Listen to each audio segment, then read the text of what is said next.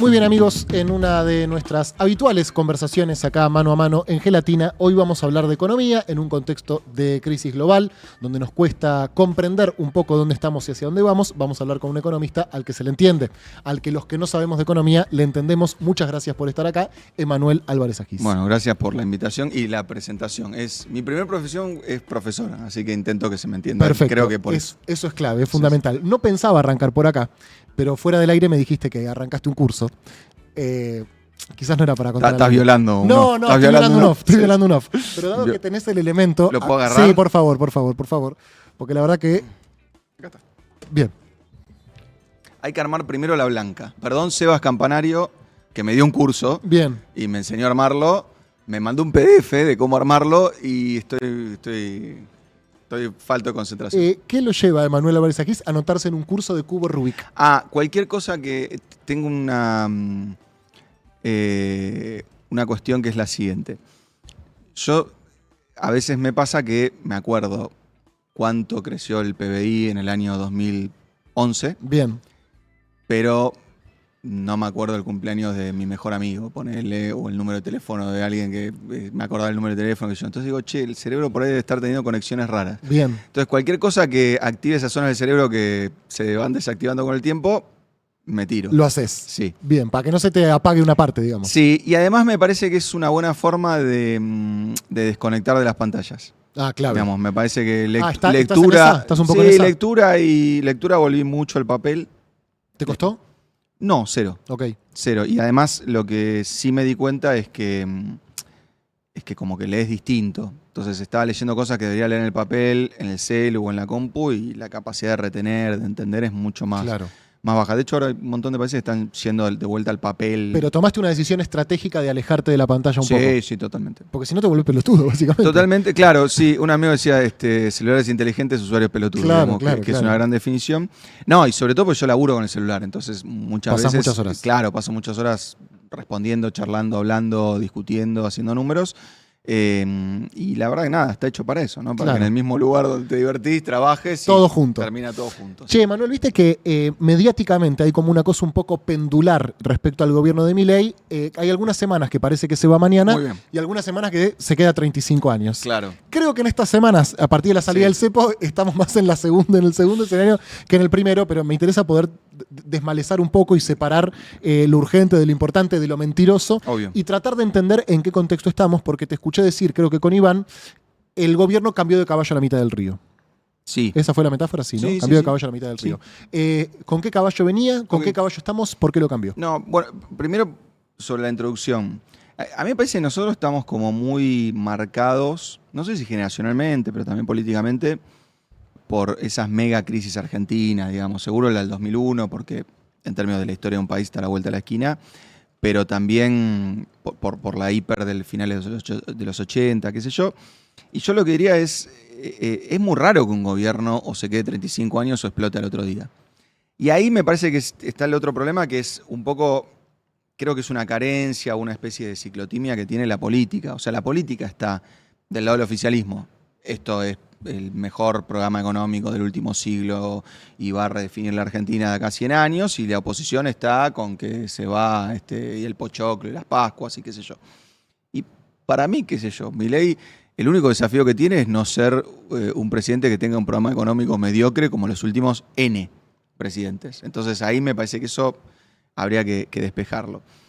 Lo del caballo a la mitad del río me parece que es también una cosa por la cual uno, después cuando intenta usar políticamente algunas cosas a favor o en contra de Milei, se encuentra con el problema de que Milei en realidad no está haciendo nada de lo que dijo que iba a hacer. Ergo, si algo le está saliendo bien, no es porque tenía razón en campaña. O sea, si hoy está bajando la inflación, o es más baja que cuando se fue Massa, no es porque Milei dolarizó.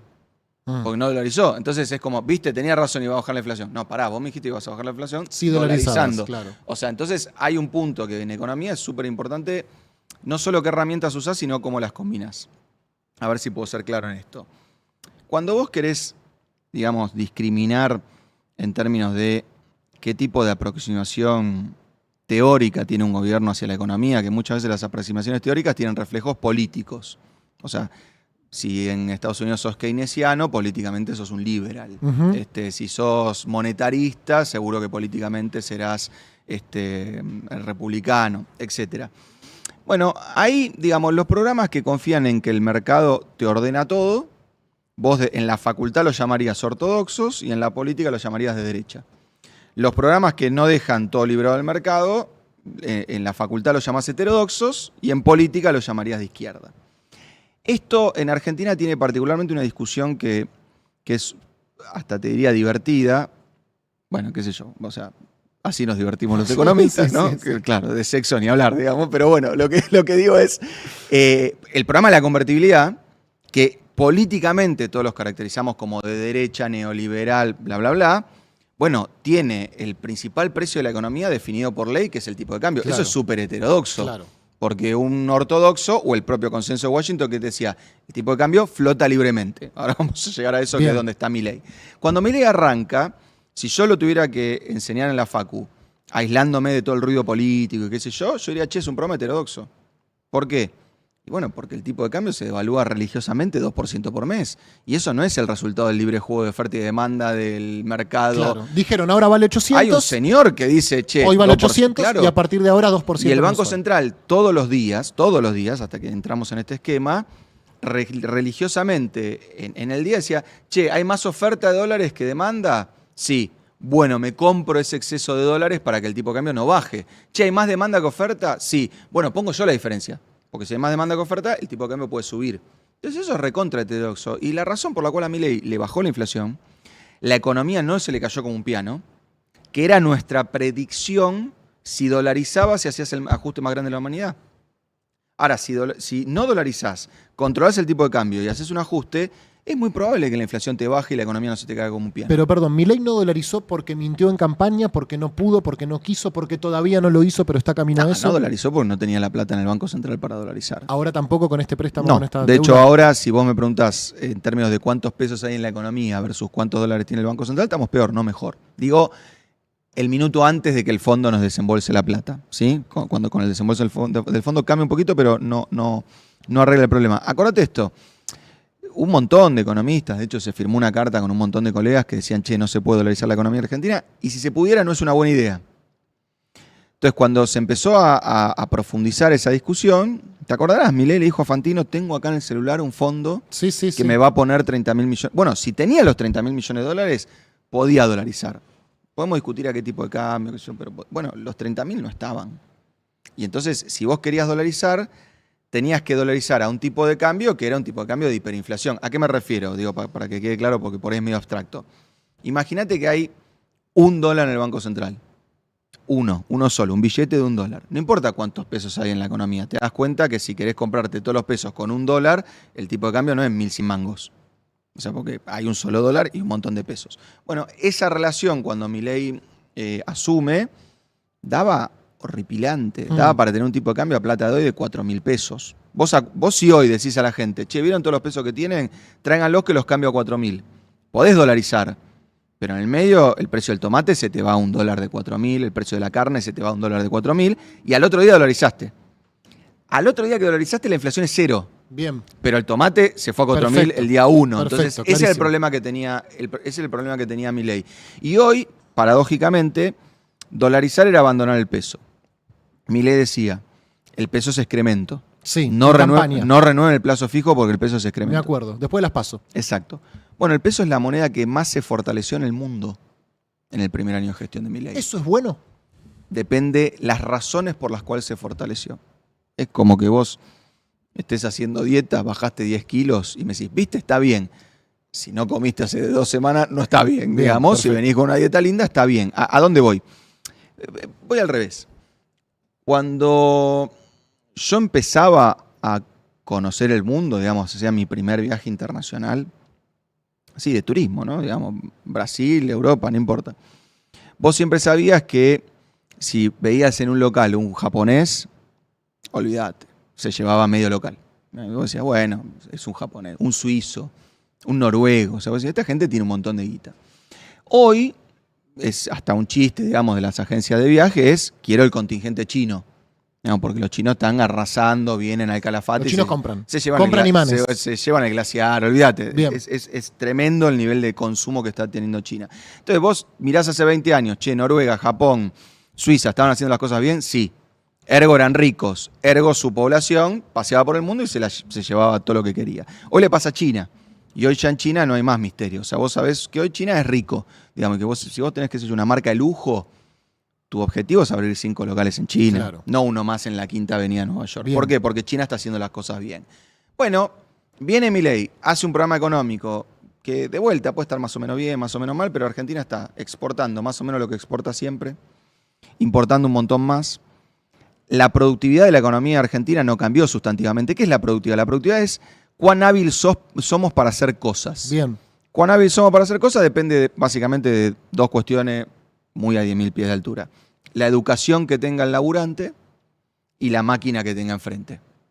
Probablemente los tipos que hacen autos en Mercedes-Benz o en Audi tuvieron una muy buena escuela y tienen adelante una muy buena máquina. O sea, la capacidad humana y la capacidad técnica. Claro, que la técnica depende obviamente de cuánta guita pongas. Bien. ¿Sí? Bueno, eso es una cosa que no cambia de un día para el otro. Entonces, cuando yo veo que hoy en un local en Miami o en un local en París dicen, agarrate que ahí viene un argentino, o cuando veo que en Chile cruzamos que parecemos, viste, de quecos, o sea, con 2 riñoneras, 3 bolsos, 4 valijas, qué sé yo, digo, pará, descubrimos petróleo, no en Vaca Muerta, digamos, descubrimos petróleo que abajo el obelisco y de repente somos una potencia petrolera que ya pinchamos y sale y entonces estamos exportando un montón de dólares y qué sé yo, o estamos abaratando el dólar como hicimos N veces en el pasado, que mientras lo abaratás está buenísimo, porque no le pasa nada más al tipo que viaja y puede consumir afuera. Cuando vos abaratás el dólar, esto sale más barato. Ujú. O sea, empiezan a salir más barata la ropa de shopping, el celular, la licuadora, ni que hablar si encima abrís la frontera en el medio de lo que está pasando, digamos, te empieza a llegar el de Amazon. Sí. te Mala llega- noticia para los que producen acá, ¿no? Sí, pero para el consumidor te llega una licuadora a $8. Claro. Y acá vas al shopping y no hay una licuadora por $8. Digo, y es paradójico, porque esto mismo es lo que está discutiendo Trump en Estados Unidos y Trump arrancó para el otro lado. O sea, el secretario de Comercio de Trump... a mí ¿Dirías que Trump también cambió de caballo a la mitad del río? No, él fue súper explícito en lo que iba a hacer. Ok. Lo que tienen de parecido Trump y Milei, me parece, es que creo que el mercado a los dos no les creyó Que iban a hacer lo que que iban a hacer lo que decían. En el caso de Milei, en la mitad tuvo razón porque no dolarizó. En el caso de Trump, esta crisis que estamos viendo, la caída de las bolsas, etcétera, es consecuencia de que realmente el mercado dice, este tipo lo está haciendo. Ahora puede estar reculando, lo podemos discutir, digamos, pero el inicio, digamos, desde el día de la liberación hasta hace 2 semanas, Sí. el mercado estaba diciendo, lo está haciendo. Realmente quiere que Nike eche el 1.000.000 de tipos que tiene laburando en Camboya y los traiga a Michigan, digamos. Y bueno, te das cuenta que eso no es una cosa que se puede hacer de la noche un día para el otro, no, claro. y ni siquiera con los costos estadounidenses. Entonces me parece que sí, me parece que el programa de Milei, yo lo pongo en estos términos, porque es una discusión, para mí la discusión más importante de la economía argentina. A ver. Pongámoslo en estos términos. Supongamos que encontramos la máquina del tiempo, nos la tomamos y aparecemos en Argentina de acá a 8 años. Adelante. 8 años adelante. Entonces yo como economista, vos querrás salir a ver qué pasa, digamos, si los autos vuelan, pero yo como economista preguntaría, ¿cuánto está exportando Vaca Muerta? El litio, ¿arrancó o no arrancó? Cobre, estamos más o menos como Chile en cobre, sí. El campo, si todo eso viene bien, yo como economista te digo, olvídate, un argentino en Miami arrasa. Y está muy bien, porque esto aguanta. Ahora, eso es algo que pasa, justamente por eso puse el número, de acá a 8 años, si hacemos todo bien, si Trump no se vuelve loco, si el mundo no se cierra y va a una guerra comercial y Dios no quiera a otro tipo de guerra, etc. Entonces yo hoy veo que estamos consumiendo como si estuviéramos 8 años adelante con Vaca Muerta, el litio, el cobre, el campo, todo a full, pero no hay nada.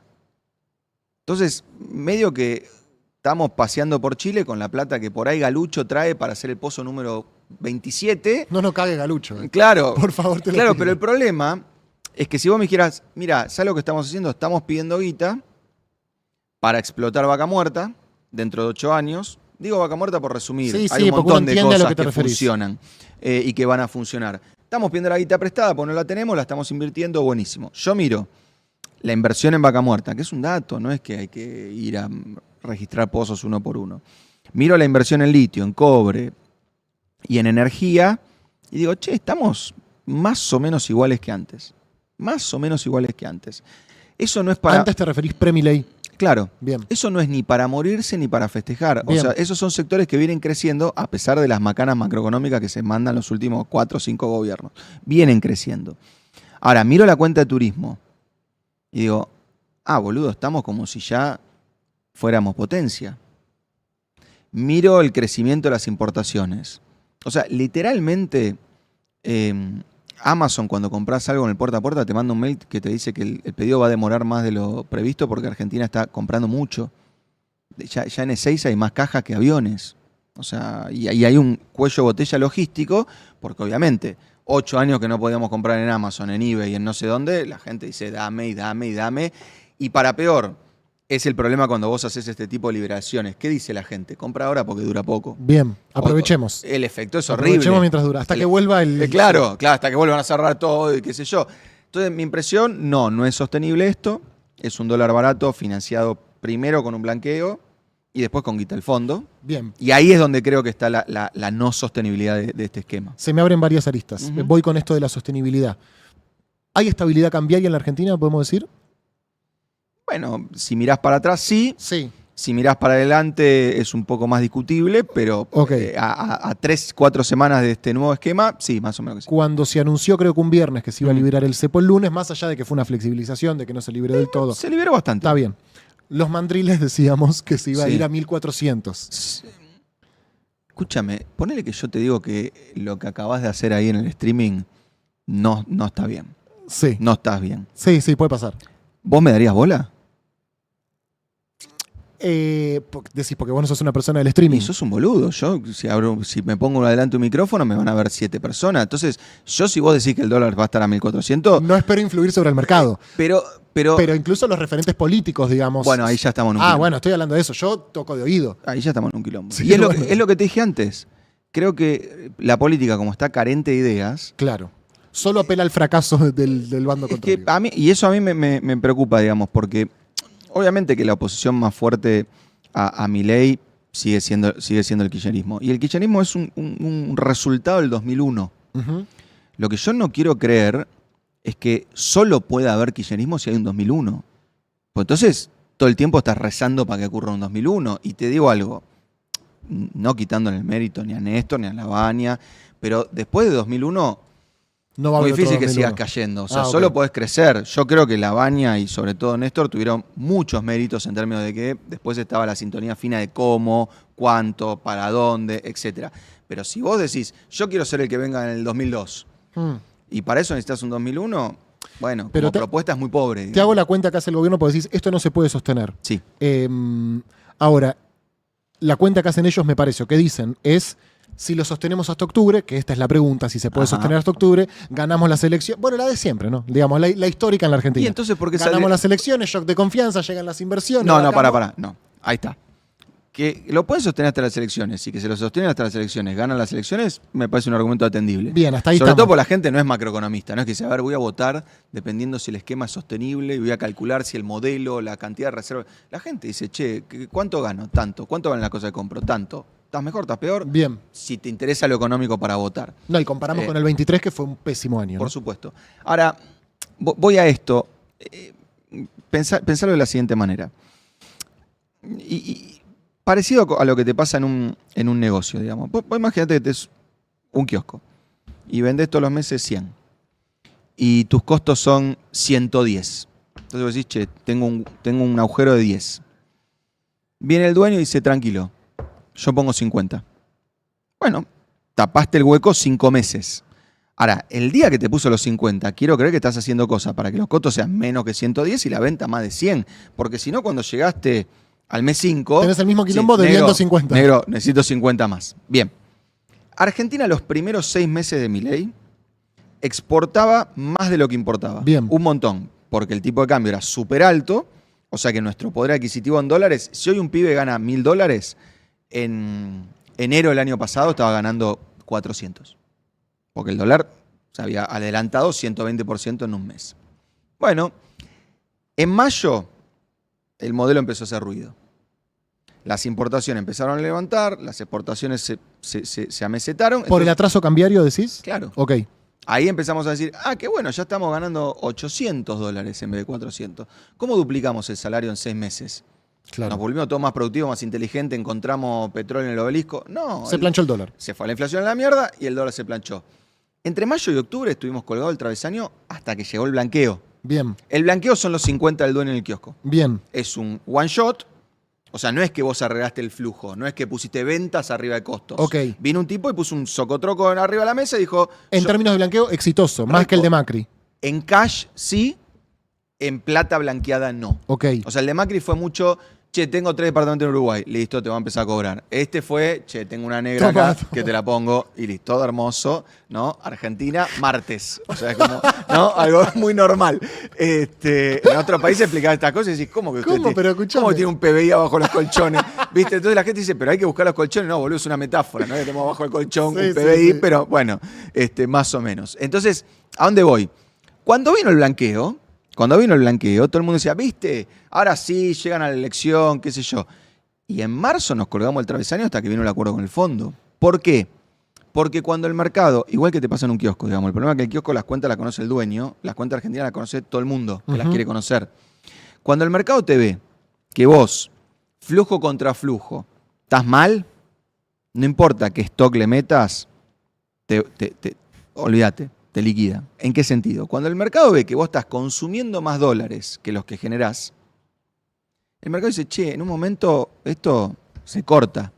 Pará, entró un blanqueo. Ok, ¿cuánto dura? 3 meses, listo, se cortan 3 meses. Pará, entró el FMI. ¿Cuánto dura? Hasta las elecciones. Listo, hasta las elecciones. Bien. ¿A vos cuándo te cuesta hacer la cuenta? Cuando decís, che, loco, duplicaron las exportaciones. O sea, salieron de pobres. Estos pibes, olvídate, no la chocan más. Eso no pasó. Eso no pasó. Cuando a un país le pasa eso y un economista dice no aguanta, yo diría, es muy probable que esté equivocado y que no pueda magnificar, que no se pueda dar cuenta que eso que uno está acostumbrado a laburar cambió. Ahora te hago una pregunta y acá ya me salgo un poco de los números y quizás Sí. una cuestión más ideológica. ¿Se pueden duplicar las exportaciones? Porque Milei, ¿qué te va a decir? Ajá. Se puede duplicar las exportaciones si corremos al Estado, Ujú. ¿no?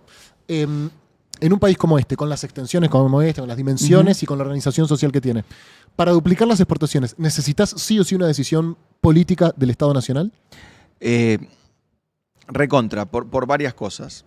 Primero, Argentina está recontra bendecida por ciertas cosas que tiene abajo la tierra. Siempre esto es importante en este contexto.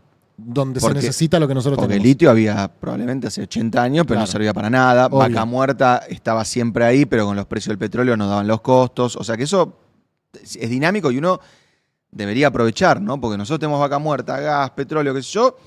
Pero si en 30 años el mundo dice, che, se cortó la nafta, todos los autos son eléctricos, cagamos. Ujú. O lo explotamos en 30 años o no lo explotamos. Ahora, lo de sacar al Estado, yo no creo que lo que haya que sacar sea al Estado. Lo que sí me parece es que esas grandes inversiones tienen un quilombo real, y independientemente si los pibes que las hacen son filántropos o tipos que están sacando la cuenta y por 1 centavo echan a 1000 tipos, independientemente de eso, vos pensás que un tipo que va a hacer cobre en Argentina tiene que desembolsar mínimo, como poco, $500 millones hoy, y el primer dólar lo va a ver con suerte dentro de 7, 8 años. ¿Te parece tipo Milei? Es una anécdota. Milei, Cristina, Macri, el tipo lo que dice es, contame cómo funciona este país y si más o menos hay acuerdos básicos que me permiten laburar. ¿Hay acuerdos básicos? Bueno, Vaca Muerta es algo que surge, mirá qué paradójico, o que se posibilita, es medio desagradable porque yo fui protagonista, digamos, pero hoy me parece que está bastante claro que es así. Vaca Muerta es posible gracias a que se estatizó YPF. Estoy totalmente de acuerdo. Una cosa medio paradójica, porque se es que... discutió y tuvo los votos en contra de... Pero antes que eso, vos tomás una medida que a priori es, yo recuerdo la discusión en ese momento, chavismo, Chavista, no sé sí, qué, sí, sí. pim pum pam, y vos decís, mirá, a partir de que se tomó esa medida, al año YPF estaba explotando el primer pozo en Vaca Muerta y le estaba explicando al resto de las compañías privadas cómo hacerlo. Para el resto de las compañías privadas se dijo, che, te entiendo, te voy a hacer un programa especial porque con YPF no alcanza. Eso se llamó Plan Gas. Vino Macri, vos decís, listo, cagamos, todo para atrás. No, mantuvo más o menos la misma política. Vino Alberto, mantuvo más o menos la misma política, y vino Milei, mantuvo más o menos la misma política. Entonces, los que están operando vaca muerta dicen, mira, acá vienen peronistas, liberales, libertarios, esto más o menos funciona, nadie lo quiere romper, anda. ¿Cuál es el problema? Yo quisiera que vaca muerta funcione el doble de rápido. Entonces tengo que convencer a un pibe de afuera para que traiga la guita. Ya no me alcanza con los locales que aprendieron de YPF, que en general son argentinos, medio morochos, o sea, entienden de estos roces de la política, qué sé yo. Yo tengo que convencer a un internacional. Bueno, cuando a mí me tocó para convencer a Chevron, tuve que armarle un decreto a medida, por el cual nos denunciaron, nos dijeron que no sé qué. Bueno, ahí está Chevron, salió el petróleo del pozo, exportó, y ese decreto se firmó en 2013. Chevron sacó el primer dólar de la Argentina en 2022. Literalmente en 2022 es la primera salida de divisas de Chevron por el pozo de vaca muerta del famoso decreto de YPF Chevron. Entonces yo lo que creo es que necesitas un esquema para las compañías, y ahí me parece que Milei se pasó 3 pueblos. ¿Por qué? Porque si vos en ese esquema no es que dejás afuera al Estado, porque dejar afuera al Estado es una figura incluso simpática. Si vos dejás afuera al Estado, dejás afuera a la gente. Y el que invierte en vaca muerta, siendo un internacional, te digo, no los locales, entiende muy bien que esto no es Nigeria. En Nigeria hay una explotación de petróleo y de gas, también shale, digamos, no convencional, parecida a la de Argentina. Se llegan a meter 40 pibes a cortar el tramo de un oleoducto y le pegan 30 tiros. O sea, no es un país... No es una metáfora, ¿no? No es un país con demasiada democracia, digamos, tiene muchos golpes de Estado, o sea, tiene, digamos, una democracia muy, muy endeble. En cambio, cuando un internacional mira a Argentina, a mí me pasa todo el tiempo con clientes internacionales que me dicen, bueno, pero ustedes tienen esa cosa de la gente, los cortes de calle, los sindicatos, el peronismo, los movimientos sociales, los gobernadores, los intendentes. O sea, vos no podés explotar vaca muerta a fondo, que un petrolero gane de salario de entrada, 4 o 5 palos peso por mes, y que el docente que le tiene que dar clase al hijo del petrolero gane 700.000 pesos. Porque los alquileres de las inmediaciones de vaca muerta empiezan a estar parecidos al pibe que puede pagar 4 o 5, que gana 4 o 5 palos por mes. Entonces vos necesitas el Estado. Necesitas el Estado porque puede haber 20 empresas operando en vaca muerta, ninguna es una ruta. Y para llevar la arena y traerla, la arena que necesitas, y el agua, necesitas una ruta. Entonces, ¿qué le vas a decir a las empresas? Hagan una vaquita y hagan la ruta. Hagan una vaquita, hagan una escuela, hagan una vaquita y hagan un club, hagan una vaquita y hagan una ciudad, hagan una vaquita, hagan un hotel. No funciona así. Sí. Entonces, salvo que tengas una sociedad rota, en condiciones de absoluta miseria, un gobierno no democrático, y ahí decís, mirá, esto lo vamos a explotar porque si no vamos a poner guita, vamos a poner tanques y lo que sea. Digo porque petróleo y gas en el mundo se explota de esa manera o de esta otra manera. Claro. Digamos, ahora, vinculo estos dos temas, ¿no? Esto que está señalando, el adentro y el afuera y la confianza afuera. Porque uno podría, lo coloco arbitrariamente en el 14 de febrero, que fue el caso Libra, sí. Y a partir de ahí arrancó como un deterioro, por lo menos en la imagen pública del gobierno, que tenía su correlato también financiero, que lo central perdía dólares todas las semanas. ¿Correcto? Sí. Bien. Hasta que se cortó. Uno podría decir que se cortó más por una ayuda de afuera que porque se ordenaron las cuentas adentro. Claro. Entre Trump y el Fondo Monetario y el Banco Mundial. ¿Cómo explicás ese apoyo geopolítico al gobierno de Milei? Es un quilombo lo que te pregunté, ¿no? No, re fácil. Bárbaro. Boric, Lula, Petro. Yamandú. No me acordaba el del uruguayo. Sí. Yamandú, México. Sheinbaum. O sea, la región no está muy girada a derecha. Segundo, la región está diciendo, che, yo estoy interesado en mirar hacia China, hacia India, hacia Rusia, hacia lo que se denomina los BRICS. De hecho, la única declaración relevante de Trump en contra del gigante regional, que no es Argentina, es Brasil, la única declaración relevante es cuando Trump dice, si los BRICS dejan de usar dólares para usar una moneda propia, ahí voy con aranceles también. Bien. Entonces, a mí me parece que claramente Milei es un factor de estabilidad en términos del alejamiento de China, de Rusia, etcétera, para Estados Unidos en la región. Un tipo que dice que Occidente es Estados Unidos e Israel, y que Pakistán y que Irán y que Rusia, digo, independientemente de consideraciones políticas, o sea, no es un tipo que tenga una política exterior con una visión de un mundo por lo menos bipolar, me parece que es más multipolar este mundo, pero por lo menos entender que hay una disputa entre Estados Unidos y China, que es un despelote difícil de entender para especialistas. Bien. Difícil de entender para especialistas, de dimensiones inusitadas. Hace 3-4 semanas DHL, o sea, el principal correo de Estados Unidos, suspendió todos los envíos en el país de paquetes de China. ¿Por los aranceles? Claro, porque dijo, miren, acá me está diciendo un tipo No sé cuánto vale. que no voy a poder operar. No, que no voy a poder operar, porque un arancel de 145% es prohibitivo. Claro. No es que viene un tipo y dice, ¿cuánto vale 145? Claro. Dice, anda a cagar, no te No puedo. me sirve. No, Exacto. Sí, sí. En paralelo, China está hablando con todos sus clientes en el mundo diciendo, che, yo te quiero vender más, ¿cómo hacemos? Te bajo el costo de flete, te bajo el costo del producto, etc. Y en paralelo estás teniendo una cosa que es la primera vez que pasa, y esto para los economistas es, listo, todo lo que sabemos hay que tirarlo a la basura, que vos lo vas a entender sencillo porque vivís acá. Primero el fenómeno, como yo estoy acostumbrado a laburar, porque desde que estudié economía, desde que nací, era así. Hay una crisis internacional en cualquier lado del mundo. No importa. La subprime en 2008, Sí. las .com en el 2000, la pandemia, etc. ¿Qué hace el mercado internacional de capitales, los bancos, los inversores, los grandes tenedores de guita en el mundo? Dicen, che, esto es un quilombo, es inusitado, no entiendo, o sea, no es una crisis chiquitita, es un quilombo con nombre y apellido. ¿Sabes qué? Todas mis inversiones que están en lugares de alto riesgo, todas las que pueda las voy a liquidar, voy a agarrar la guita y ¿qué voy a comprar? Lo más seguro del mundo, un bono del Tesoro de los Estados Unidos. Bien. Eso los economistas lo llamamos, en la jerga se llama flight to quality, o sea, regreso a la calidad, vuelo a la calidad. Vos estás invirtiendo en Argentina, que es un quilombo, no sé qué, ¿por qué? ¿Y por qué te da 15% en dólares, que es una tasa medio de delincuentes, digamos? O sea, tiene mucho riesgo, mucho beneficio. Viene un quilombo internacional. Hasta que vos lo entendés, si esperás a entenderlo, sos cartera. Chau. Entonces decís, Ya perdiste. me saco de encima lo más riesgoso. Vendo Argentina, poner que sean bonos. Vendo Argentina, agarro los dólares y compro el activo seguro. Eso lo que generaba es que en cualquier crisis, esto es bien importante, si Estados Unidos quería gastar más plata, el mercado se lo validaba, porque el mercado estaba queriendo más dólares. Entonces Estados Unidos dice, che, hay un quilombo. Uy, ¿qué hacemos? Y habría que gastar un poco más. Pero la gente, ¿qué va a hacer? Mira, justo la gente está queriendo más dólares. Gasto, ¿viste? Coincidencia, excelente. En esta crisis, en la de ahora, por primera vez, lo que tuvo Estados Unidos, este término lo vas a entender perfecto, es fuga de capitales. O sea, el norteamericano dijo, che, tengo bono del Tesoro. Hay un quilombo. ¿Cómo se llama el quilombo? Trump. Lo vendo. ¿Qué fueron a comprar? De acuerdo a lo que podemos entender, porque no todos los números son públicos, etcétera, oro.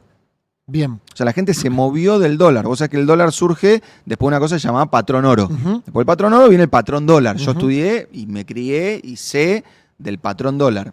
Entonces, si por primera vez en el mundo nos estamos corriendo el patrón dólar, que además de vuelta, hay como, viste, no hay que ser un genio para darse cuenta. Mirá, justo China medio que le viene ganando en un montón de cosas, hay una guerra tarifaria, etcétera.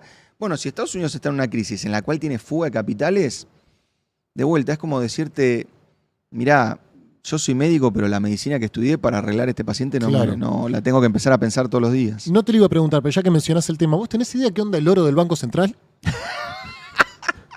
¿En qué sentido? ¿Qué de No, todo? no, porque yo leo titulares aislados. Ah, sí. Titulares aislados. Teníamos dólares, teníamos oro en el Banco Central. Caputo lo mandó a Inglaterra. No aparecen en los balances del Banco Central. ¿Dónde está ese oro? Nos chorearon el oro. Aparecen los balances. Después, a ver, para ser honesto con el gobierno, dejen de romper la bola con el oro del Banco Central. Es una inversión financiera como cualquier No tengo otra. idea, pregunto Claro, desde la ignorancia. pero te doy un ejemplo. Vos me decís, che, ¿dónde están los bonos del Tesoro de los Estados Unidos que tiene el Banco Central? Y es un asiento contable en una computadora, qué sé yo, ¿dónde están? No están en ningún lado, es Bien. dinero electrónico. ¿Cómo diga, ¿dónde está la plata que tengo en Mercado Pago? No, bueno, viste que es una pregunta que uno Atención, es no una se hace. pregunta muy estúpida que siempre yo cuando hago preguntas estúpidas se lo digo al chat. El oro no está, entonces. No, el oro, te digo cómo es eso. El oro es un activo financiero, pero tiene la característica adicional que es un activo físico. Ujú. O sea, cuando vos tenés una acción de, no importa, de YPF, no tenés un activo físico. No es que Claro. la acción de YPF es un pedazo de vaca muerta. Es una representación electrónica ahora. Bien. Antes era una cartulina de un pedacito de YPF. En las inversiones financieras muchas veces vos tenés un activo físico. Ejemplo, si tenés inversiones en real estate, tenés un edificio. Bueno, acá tenés oro. ¿Cómo laburan los bancos centrales con el oro? Como el oro te tenés que cerciorar que sea, viste, no es ir a Calle Libertad y te dicen, no, este es 10 onzas. O sea, te tenés que cerciorar que sea oro posta.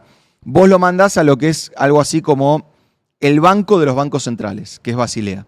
Entonces el oro en general está depositado en Basilea, o por lo menos fue a Basilea para certificar que es oro.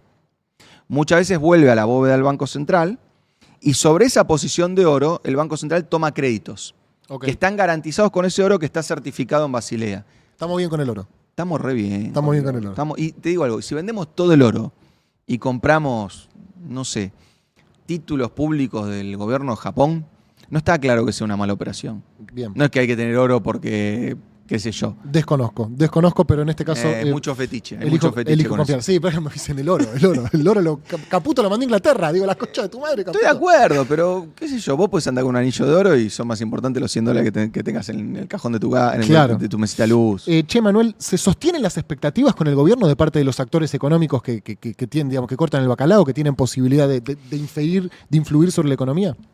A ver, hay algo que trasciende a Milei que hay que decirlo con cuidado porque obviamente Argentina tiene sus antecedentes sobre esto y todos estamos tratando de no romper las pocas cosas que hemos hecho bien desde la vuelta a la democracia a la fecha.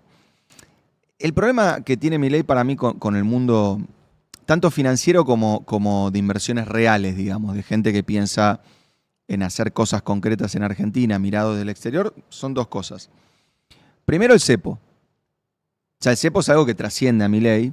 El cepo es algo que vos pensás que para una inversión internacional, el cepo lo volvió a poner Macri.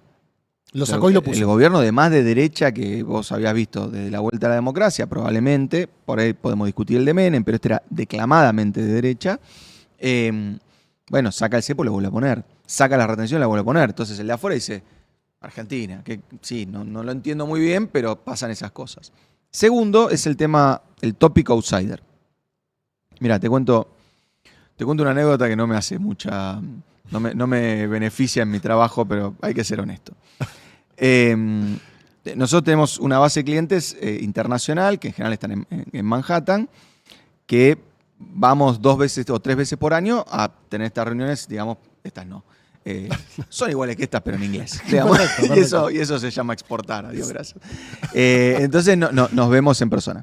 Había pasado la pandemia, entonces no se podía viajar. Bueno, hacemos el primer viaje post pandemia que se podía volver a verse uno cara a cara. Y como hacía tanto tiempo nos veíamos, un banco me dice, che, yo quiero armar un encuentro con vos, un montón de clientes, vamos a invitar gente. Qué sé yo. Ya me imagino por dónde viene. Entonces estoy llegando a la reunión, invitado va una persona que además era cliente del banco, pero también era cliente nuestro. Entonces yo tengo una relación, lo conozco hace mucho tiempo. Dueño de un fondo de inversión. Hola, ¿cómo andabas? Tanto tiempo, la pandemia, pum, pim, pam. Me dice, che, estoy hablando septiembre de 2022. Ok. Septiembre de 2022. Me dice, che, te van a preguntar por Milei. Septiembre del 2022. Era un diputado de un bloque de 2, él y Victoria Villarruel. Me dice, ¿qué vas a decir? Le digo, no, mirá, que en Argentina, con la tradición bipartidaria que tiene, con el problema de fiscalización de las elecciones, con una Argentina que en ese momento vos hacías encuestas y era muy progre. O sea, había votantes de Macri que decían está bien la estatización de YPF, había votantes de Macri que decían está bien la asignación universal por hijo. De hecho, le pasó a Macri y tuvo que empezar a decir, bueno, eso no lo vamos a desarmar, qué sé yo. Le voy a decir que no hay ninguna chance de que Milei sea presidente.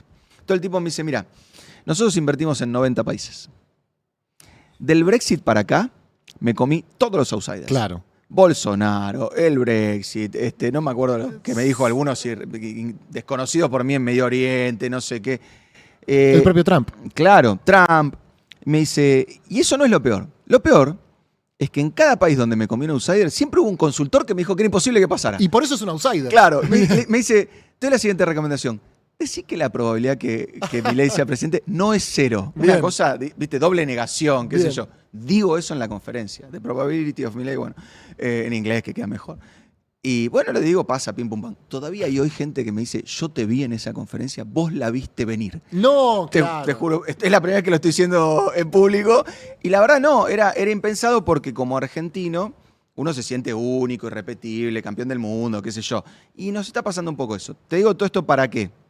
Para decirte que hoy, paradójicamente, el outsider es algo bastante común, que es medio contradictorio. O sea, un outsider, una cosa que pasa, ¿viste? Un cisne negro. Bueno, ahora todos los cisnes son negros. Hay outsider en todos lados. Claro. Lo contracultural es Pichetto, digamos. Si vos me decís, escribí el libro de outsider, ¿cuáles son las regularidades del outsider? Sí.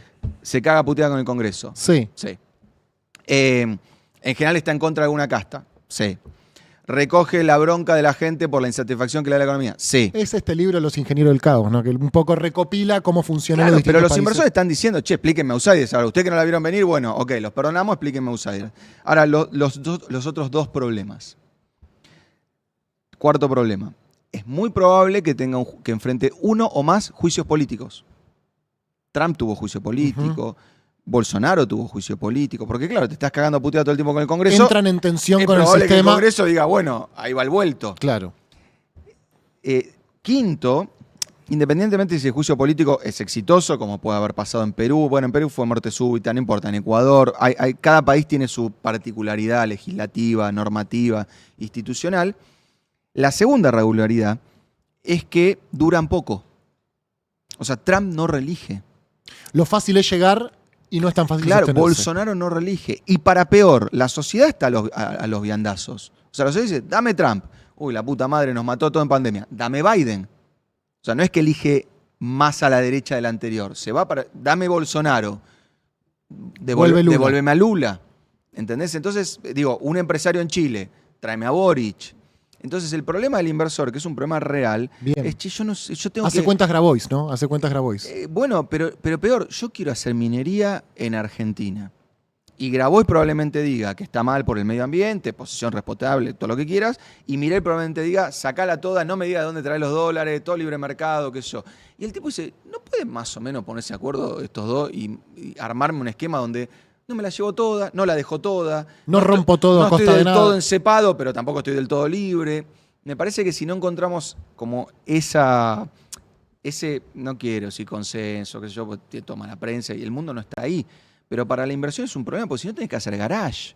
O sea, digo garage porque es el ejemplo típico de una inversión que la recuperás en 2 años. Entonces, una inversión de mierda, ¿no? Pon la plata, estacionan auto, en 2 años te llevaste el capital, en el tercer año estás empezando a ganar plata. Bueno, un país lleno de garages es un país horrible, porque la exigencia que vos le estás poniendo al país para recuperar la guita, para pagarla rápido, te mata. Nosotros lo que necesitamos en Argentina es gente que venga a hundir capital y que diga, mirá, yo puse $100 ahí, yo los $100 me los voy a llevar dentro de 80 años cuando no salga una gota más de petróleo, 1 metro cúbico más de gas, etc. Lo que quiero es, al año 5 o 6, y poder llevarme una ganancia de 5, 6, 7%, lo que le pasa a cualquier empresario en cualquier país del mundo. Si no salimos de esta locura de Milei, los empresarios son héroes, del otro lado son los culpables de todo lo malo de la Argentina, bueno, insisto, el que te va a invertir es un tipo con un parche en el ojo y con un loro en el hombro, digamos. No vas a encontrar inversión de calidad en un país que se está moviendo entre extremos tan polares. Porque, perdón que me extienda, pero porque además, que ese es otro punto súper dañino para Argentina, la grieta que hace emerger a los outsiders en el mundo no es una grieta económica. Entonces, muchas veces un outsider en otro país no es tan dañino para la economía como en Argentina. Outsider más grieta, muerte. ¿Por qué? Bolsonaro y Lula, balotaje. 51-49. ¿Qué se discutía en el balotaje? Si iban a dolarizar o iban a seguir con el real, si iban a aumentar el gasto público o lo iban a eliminar. Se discutía si Lula tenía un acuerdo con el diablo. Porque Bolsonaro decía, che, acá hay un evangelismo súper fuerte, Lula tiene convicciones más liberales y ahí hay un problema en la sociedad. El separatismo español, bueno, discute inmigración, la derecha francesa discute inmigración, Inglaterra discute por ahí una agenda un poquito más económica en el Brexit, pero nosotros teníamos de un lado... Vamos para allá y vamos para el Te otro. voy a lado. empapelar de pesos, no importa, ¿qué tenés? No, tengo un agujero en el jardín, te meto peso para taparte el agujero en el jardín y del otro lado voy a dolarizar. Entonces el inversor dice, yo no sé si Lula tiene un acuerdo con el demonio, si Bolsonaro es evangelista, más o menos la tasa de interés sé cuál es, el tipo de cambio sé cuál es. Me va Acá no. a quedar corta la charla porque nos quedan 10 minutos y tengo varias No hay preguntas problema. todavía. Los gobiernos peronistas regalan pesos, los gobiernos de derecha regalan dólares. Te escuché decir con Iván Jagroski en Cenital.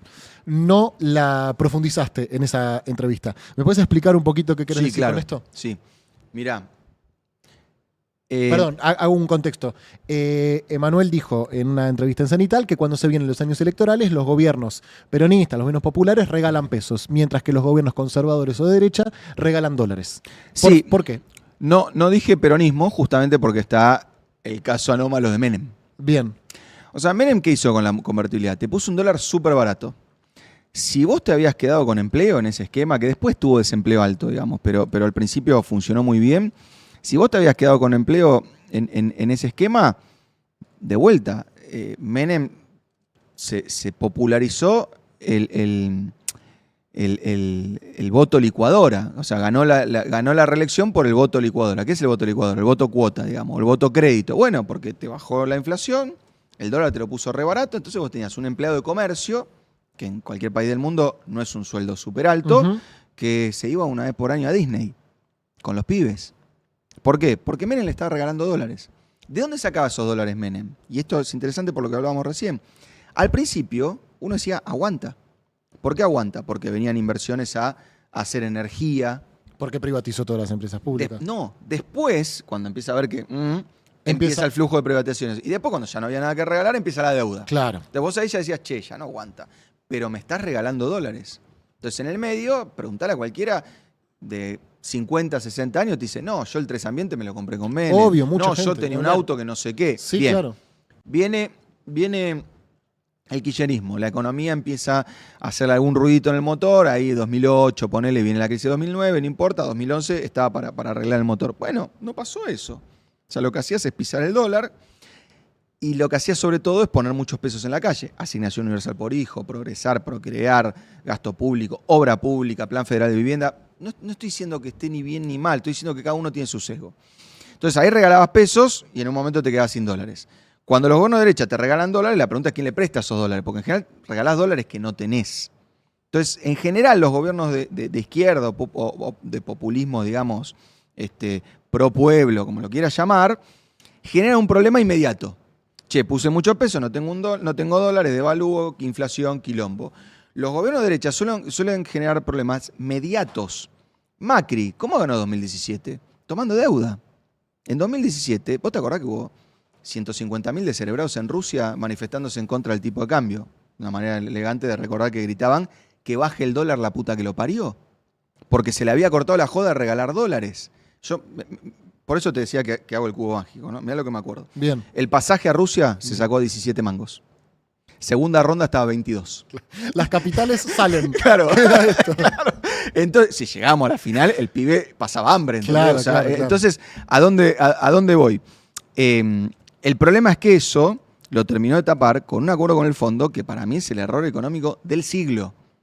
El del 18. Sí, porque una magnitud de guita absolutamente impagable para tapar una deuda que, de vuelta, el pibe de Rusia y el fondo de inversión que ganó 25% en dólares, trayendo dólares, comprándole back y después dándose vuelta. O sea, no estoy diciendo la culpa son de los boludos que cruzan a Chile, pues yo también cruzo a todos lados, traigo, importo, Amazon, qué sé yo. Si nos dan la posibilidad. No es moral. Claro, no es moral. O sea, cual. vos tenés dos personas, uno dice, no, haga patria, no compre dólares. El otro dice, este es un boludo. Sí, obvio. Digamos, yo he escuchado a militantes que me decían, no te vayas a Miami, que es de Cipallo, andate a Cuba. Yo decía, ¿sos boludo? En los dos tengo que comprarle dólar al Banco Central. Vos te pensás que en Cuba te reciben pesos. Entonces, mi punto es, cada uno tiene su sesgo y el problema de la economía argentina es no entender que si vos no procurás apilar dólares a los Franchella, ¿viste?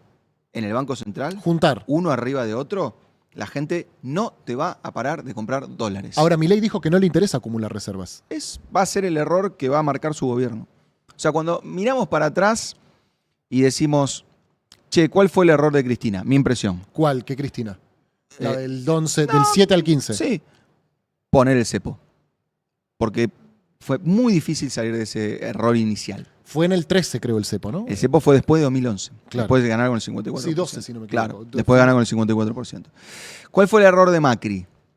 Endeudarse y salir demasiado antes y demasiado temprano y demasiado mal del cepo. Y volver, claro. Claro.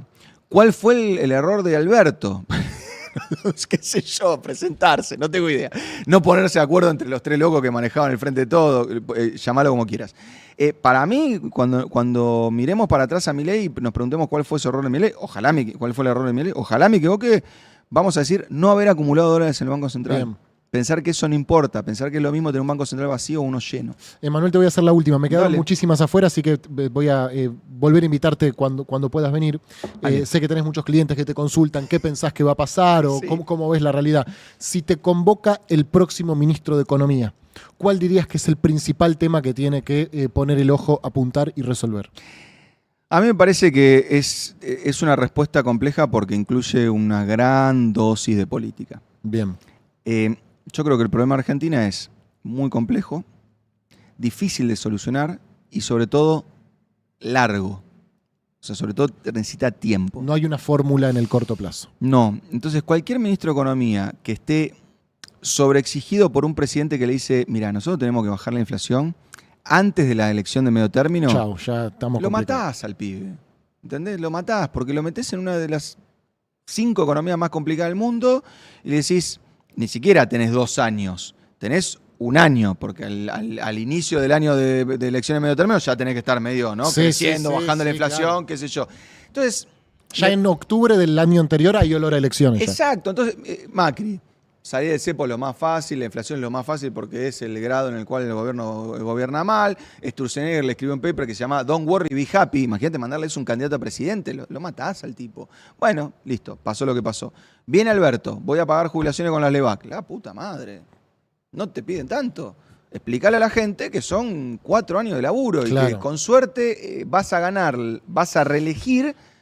Porque yo lo dije hace un tiempo. Para mí el estadista en este país es el tipo que está decidido a perder la de medio término para que lo reelijan. Todos los que apuran la economía para ganar la de medio término, Pierden a la siguiente. le pasó a Macri que la apuró. Claro, 2017 la economía espectacular, qué sé yo, 2018 caput. Le pasó a Alberto que la apuró, salía de pandemia. Vos decías, che, con vacunar a la gente, listo, la gente quiere salir a los recitales, a los restaurantes a comprar, se quiere escupir en la cara, no le tenés que dar pesos. O Deja sea, los celulares afuera. claro, arranca solo. Bueno, Te juntes a comer. bueno, aparte. Pero le tiró mucha plata arriba a la economía. Sí, claro. Cuando ya habíamos salido de la pandemia, cuando ya reactivaba sola, duplicó la inflación. ¿Y dirías que Milei está cometiendo ese error? Sí, claro. Sí.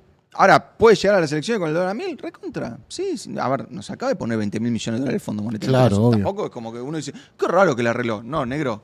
Cayeron 20.000 millones de dólares del Es cielo. Clapausius. O sea, claro, si vos Clapausius en el Sims. como me decía una presidenta, no voy a decir quién para no revelar el nombre, cuando Puede ser Bachelet. por ejemplo, cuando venía un quilombo, entonces nosotros íbamos a un programa económico, vale tanto.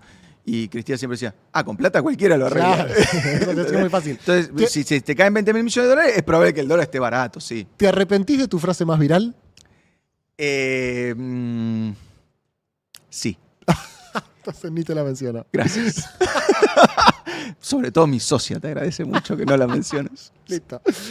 Nos has dejado para la comunidad de gelatina el cubo Rubik con el que fracasaste, digamos. Ese es con el que fracasé. Con el que fracasaste, perfecto. Totalmente. Así que lo vamos a sortear entre todos los socios y socias de Gelatina. Quienes les parezca importante sostener este espacio, escanean el QR que figura en pantalla o entran a gelatina.com.ar. Emanuel, muchísimas gracias. A vos, un gusto Te agradezco, te volveremos a invitar. Dale, con gusto. Seguramente cuando haya una mala noticia que puede ser. No, mañana no puedo venir. Ok, listo. Ustedes se quedan con la broma infinita de la mano de Seba, de Caro y gran equipo. Hasta mañana, que tengan un lindo lunes en caso de que eso sea posible. Chau.